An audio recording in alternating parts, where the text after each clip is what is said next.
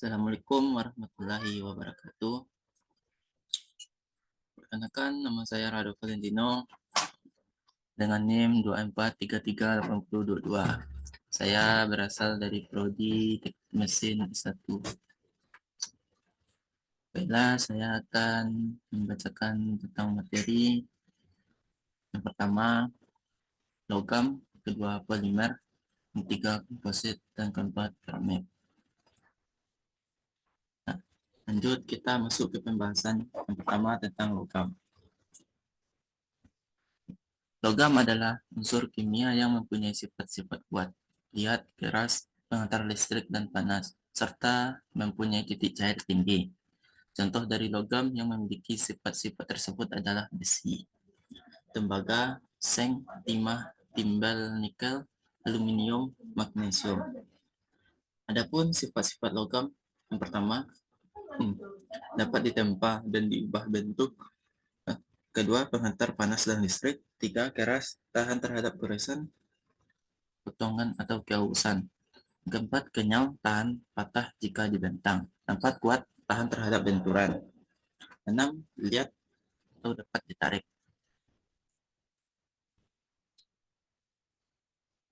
Lanjut pada uji logam. Proses pengujian logam adalah proses pemeriksaan bahan untuk diketahui sifat dan karakteristiknya. Pengujian logam dapat dilakukan dengan cara pertama, uji tarik.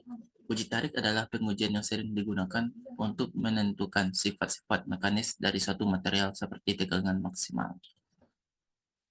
Yang kedua, uji impact. Pengujian yang digunakan untuk menentukan sifat-sifat suatu material yang mendapatkan beban dinamis, sehingga dari pengujian ini dapat diketahui sifat ketangguhan suatu material, baik dalam wujud liat maupun bulat serta getas. Yang ketiga, uji kekerasan. Pengujian yang digunakan untuk mengetahui harga kekerasan dari suatu material, di mana kekerasan dapat didefinisikan sebagai ketahanan suatu material terhadap deformasi permanen oleh penekanan.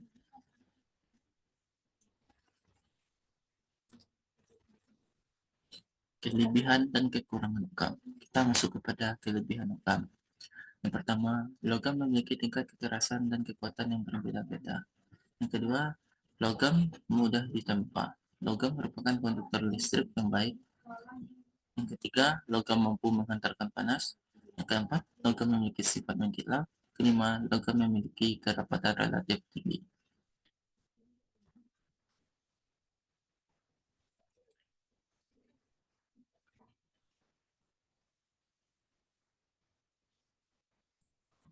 Yang selanjutnya, kekurangan logam. Yang pertama, dapat mengalami korosi yang mengurangi kekuatan dan stabilitasnya seiring waktu. Kedua, mahal untuk diproduksi dan dirawat. Ketiga, seringkali berat dan sulit untuk dikerjakan. Yang keempat, memiliki sifat insulasi termal dan listrik yang buruk.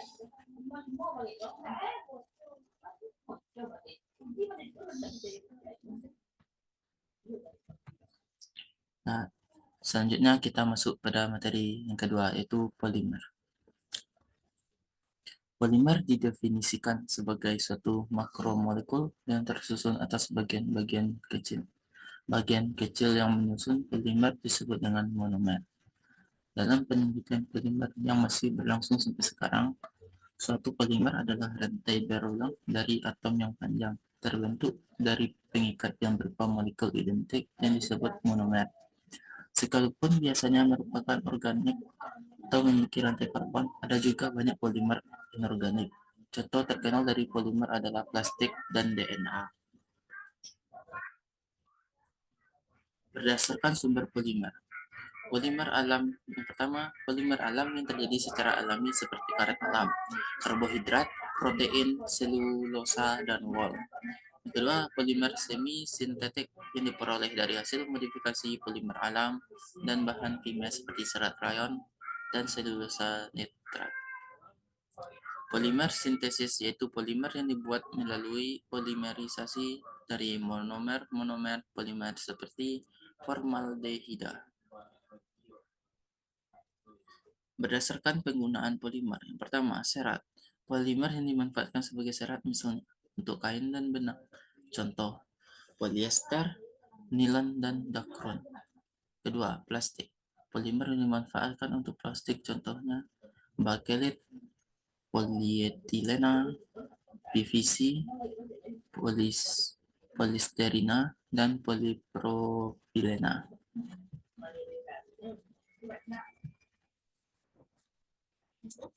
Berikut selanjutnya. Berikut adalah beberapa contoh polimer dan kegunaannya. Yang pertama, polistirena.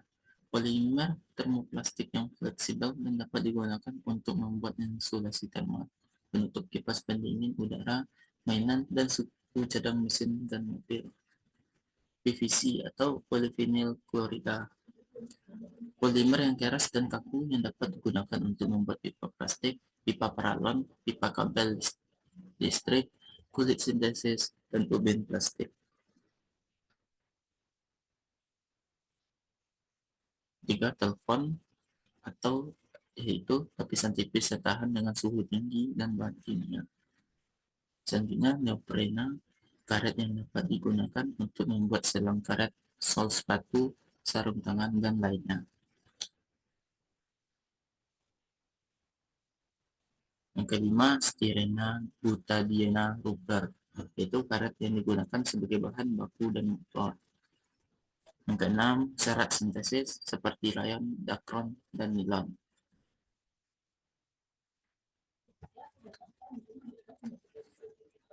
Selanjutnya kita masuk pada polimer termoplastik. Polimer termoplastik ini polimer yang mempunyai sifat tidak tahan terhadap panas. Jenis plastik ini tidak memiliki ikatan selang antara rantai polimernya, melainkan dengan struktur molekul linear atau bercabang. Sifat-sifat polimer termoplastik itu berat molekulnya kecil, tidak tahan terhadap panas, jika dipanaskan akan melunak, jika didinginkan akan mengeras, mudah untuk diregangkan, fleksibel, titik leleh rendah, dapat dibentuk ulang atau didaur ulang, serta mudah larut dalam pelarut yang sesuai.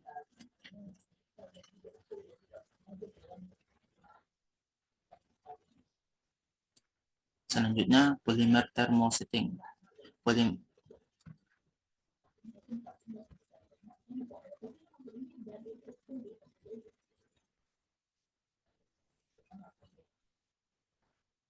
Polimer thermosetting adalah polimer yang mempunyai sifat tahan terhadap panas. Jadi, jika polimer ini dipanaskan, maka tidak dapat meleleh, sehingga tidak dapat dibentuk ulang kembali. Susunan polimer ini bersifat permanen pada bentuk cetak pertama kali atau pada saat pembuatan. Polimer thermosetting memiliki ikatan silang yang mudah dibentuk pada waktu dipanaskan. Hal ini membuat polimer menjadi kaku dan keras. Bila polimer ini dipanaskan untuk kedua kalinya, maka akan menyebabkan rusak atau lepasnya ikatan silang antar rantai polimer. Sifat polimer thermosetting keras dan kaku atau tidak fleksibel. Jika dipanaskan akan mengeras, tidak dapat dibentuk ulang, tidak dapat larut dalam pelarut apapun. Jika dipanaskan akan meleleh, tahan terhadap basah, mempunyai ikatan silang antar rantai molekul. Contoh plastik thermosetting itu bakelit asbak, fitting lampu listrik, steker listrik, peralatan fotografi, radio, perekat liwet.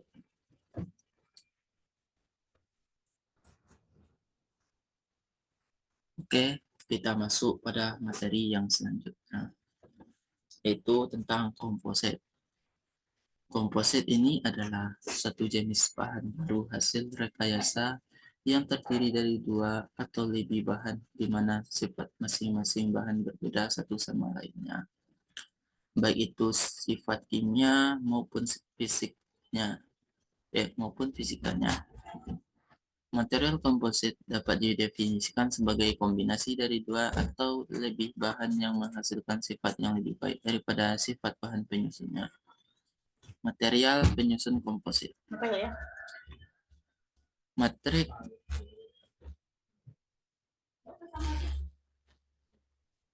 Material penyusun komposit. Matrik dan fiber atau penguat atau filler adalah bahan pembentuk material komposit di mana fiber sangat berperan dalam memberikan kekuatan dan kekakuan komposit. Namun, aspek lain yang menjadi sumber kekuatan komposit didapat dari matrik yang memberikan ketahanan terhadap temperatur tinggi, ketahanan terhadap tegangan geser, dan mampu mendistribusikan beban.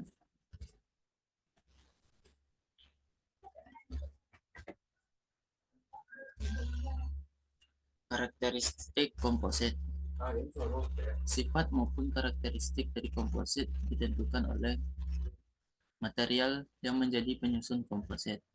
Karakteristik komposit ditentukan berdasarkan karakteristik material penyusun menurut rule of mixture, sehingga akan berbanding secara proporsional. Bentuk dan penyusunan struktural dari penyusun bentuk dan cara penyusunan komposit akan mempengaruhi karakteristik komposit. Interaksi antar penyusun. Bila terjadi interaksi antar penyusun akan meningkatkan sifat dari komposit. Selanjutnya, kita akan masuk pada aplikasi komposit. Penggunaan material komposit. Penggunaannya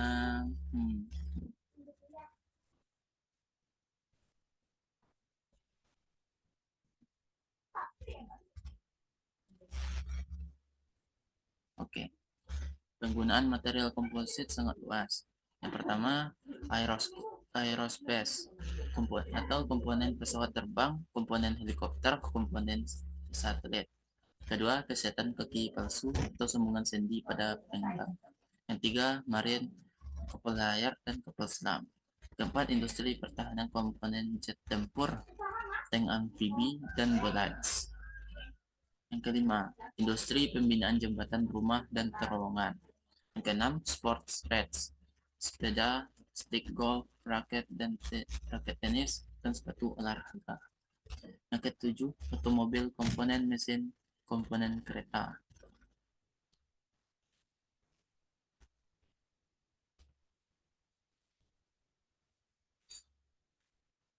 Selanjutnya, keunggulan komposit.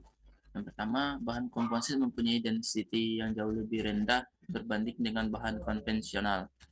Ini membuktikan implikasi yang penting dalam konteks penggunaan karena komposit akan mempunyai kekuatan dan kekakuan spesifik yang lebih tinggi dari bahan konvensional. Dalam industri angkasa lepas, terdapat kecenderungan untuk menggantikan komponen yang diperbuat dari logam dengan komposit karena telah terbukti komposit mempunyai ketahanan terhadap fatigue yang baik, khususnya komposit yang menggunakan serat karbon. Bahan komposit juga mempunyai kelebihan dari segi versatility atau berdaya guna, yaitu produk mempunyai gabungan sifat-sifat yang menarik yang dapat dihasilkan dengan mengubah sesuai jenis matriks dan serat yang digunakan. Contoh, dengan menggabungkan lebih dari satu serat dengan matriks untuk menghasilkan komposit hybrid. Yang keempat, massa jenis rendah atau ringan. Yang kelima, lebih kuat dan lebih ringan. Yang keenam, perbandingan kekuatan dan berat yang menguntungkan. Yang ketujuh, lebih kuat atau stiff, bulat, atau tutup, dan tidak getas. Koefisien pemuaian rendah, serta tahan terhadap cuaca. Oke, kita masuk pada materi yang terakhir, yaitu keramik. Keramik ini benda-benda yang terbuat dari tanah liat atau lempung yang mengalami suatu proses pengerasan dengan pembakaran suhu tinggi. Pengertian keramik yang lebih luas dan umum adalah bahan yang dibakar tinggi, termasuk di dalamnya semen, gips, metal, dan lainnya. Bahan keramik terdiri dari fasa yang merupakan senyawa antara unsur logam dan bukan logam. Senyawa ini mempunyai ikatan ionik atau ikatan kovalen. Jadi sifat-sifatnya berbeda dengan logam.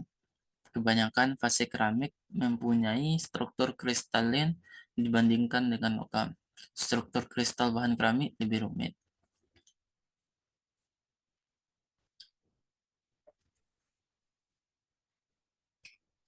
Keramik secara umum tersusun dari bahan-bahan berikut. Yang pertama, clay atau tanah liat. Sifat keadaan bahan dari clay itu berbutir kasar, kedua rapuh dan tidak plastis jika dibandingkan dengan lempung sedimenter. Clay mengandung hidrated aluminium silika yang berfungsi yang pertama mempermudah proses pembentukan keramik, yang kedua mempunyai sifat plastik sehingga mudah dibentuk, dan yang ketiga mempunyai daya ikat bahan baku yang tidak plastis.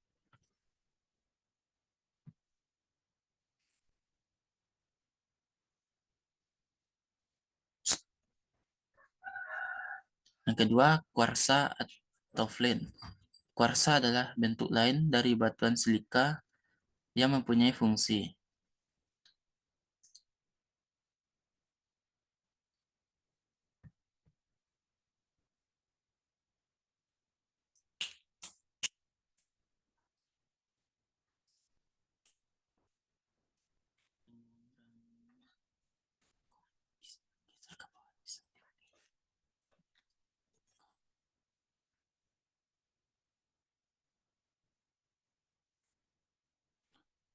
Yang ketiga, feldspar.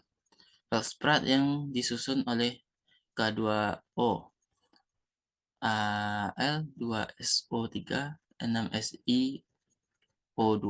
Ini merupakan suatu kelompok mineral yang berasal dari batuan karang. Pada saat keramik dibakar, maka feldspar meleleh dan membentuk lelehan gelas yang menyebabkan partikel clay bersatu bersama sehingga memberikan kekerasan dan kekuatan pada keramik. Feldspar sangat Feldspar sangat berguna karena mengandung soda dan potas sehingga tidak larut dalam air. Struktur dan sifat keramik.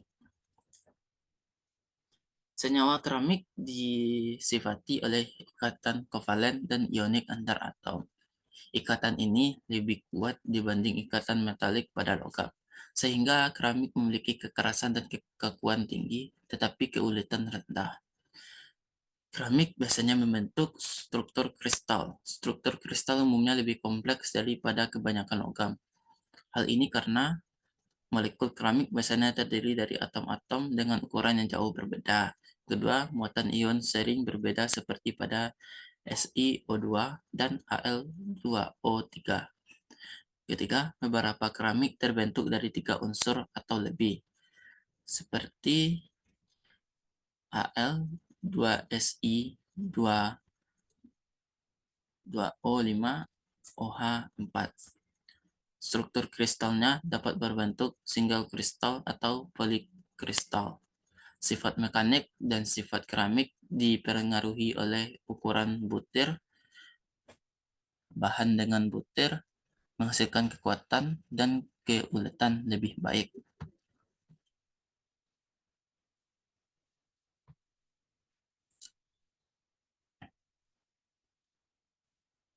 Beberapa keramik lain diasumsikan membentuk struktur amorphous atau glassy phase.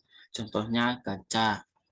Kaca terbentuk dari leburan silika. Variasi sifat dan warna kaca didapat dari penambahan bahan keramik glassy seperti oksida aluminium, boron, kalsium, dan magnesium. Beberapa keramik yang berstruktur kristal menggunakan glassy phase keramik sebagai binder.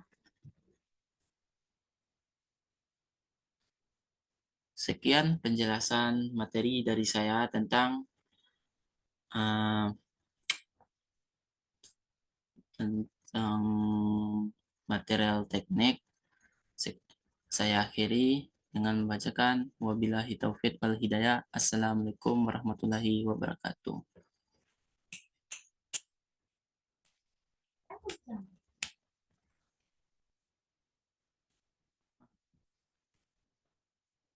Saya diajak dengan sebutannya.